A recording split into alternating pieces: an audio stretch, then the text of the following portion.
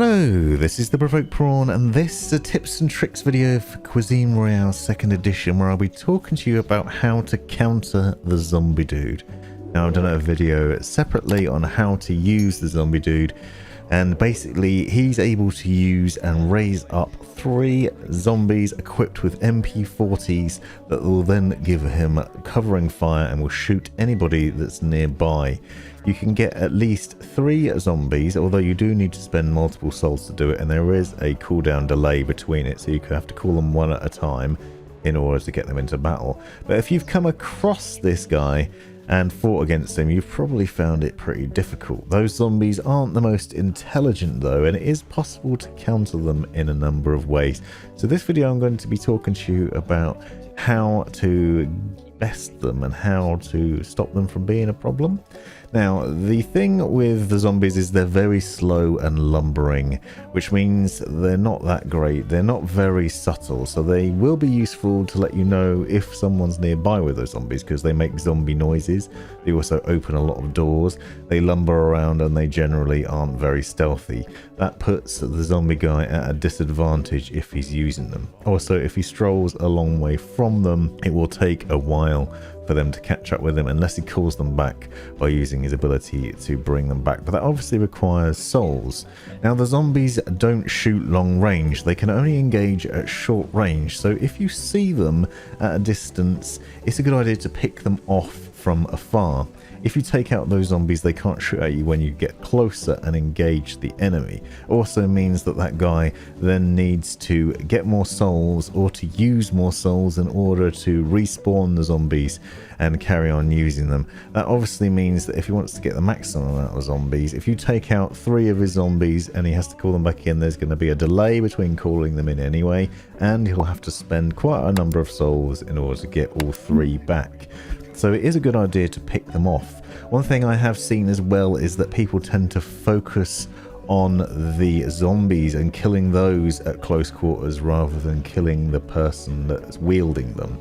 If you kill someone that is using the zombies, their zombies will disappear and will no longer be a threat. So this is a good counter to them and a good way to stop it. Another thing is that obviously there's a lot of fire coming down on you, a lot of gunfire potentially that's being used.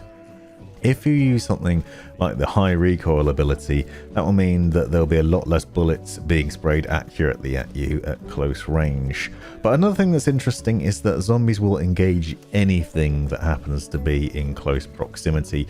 They will shoot at anything that's nearby, which means that you can use that to your advantage too. They will shoot standard zombies. So if you have a zombie hex bag that you can throw at an enemy that is wielding the zombies in the area will then start to shoot at the standard zombie as well. That means that they are not shooting at you, and so you have the opportunity to get the upper hand.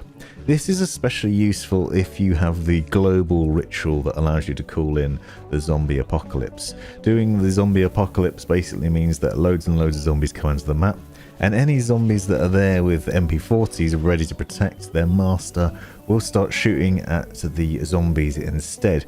This causes a lot of mayhem because there's a lot of gunfire all of a sudden, especially if you come across multiple enemies that all have the zombies in them. Let's say you've got a squad full, or just a handful in a squad that have 3 zombies each. If the zombie apocalypse is running, as you'll see now, there are a lot of bullets getting shot down from those zombies at the standard zombies. Also, those standard zombies may well kill the gun-wielding zombies, meaning that the guys then have to respawn their zombies and waste souls.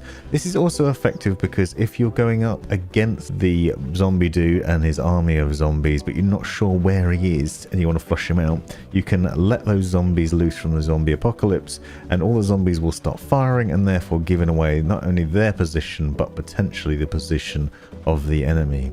The other thing to note is that the zombies will track the zombie dude and stick with him as much as they can. So as long as they don't get stuck in a building or in a certain location, they will be with him at all times as long as he doesn't move off too fast. So if you find that you see some zombies that are wielding guns standing in a trench line or by a building and not moving, then you might find that that is where the enemy is camping. I've seen this a few times where there are zombies just lurking in a certain area and you're not too sure why, but they get closer and you'll see the person's camera, whether it's a butterfly or a bat or whatever else hovering there as well. But they could just be sitting and camping and waiting for somebody, or maybe they're just laying down and looting. The fact that the zombies stand around and they stand up in the open even if you go prone, as you can see here, meaning that they're giving away your position. The only time the zombies will lay down is if a grenade is thrown. If a grenade is thrown in the area, the zombies will go prone as well, but otherwise they're completely unstealthy and not very sneaky. So bear these things in mind. Try out a zombie hex bag, zombie apocalypse, keep your eye out for zombies and pick them off at range. Another thing that's worth bearing in mind is that zombies will set off traps. Zombies can go through link portals.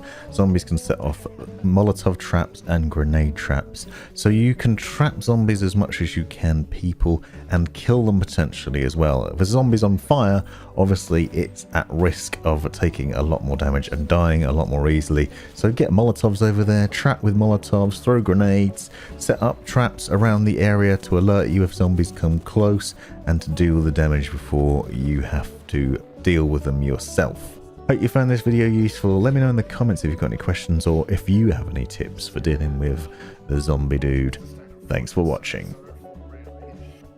This has been the Provoked Prawn. Thanks for taking the time to watch this video. Hope you found it useful, interesting, hilarious, or all of the above. Be sure to check out the description for other information you might find interesting, and subscribe and watch these other videos as well that I think might be useful to you, and have a great life.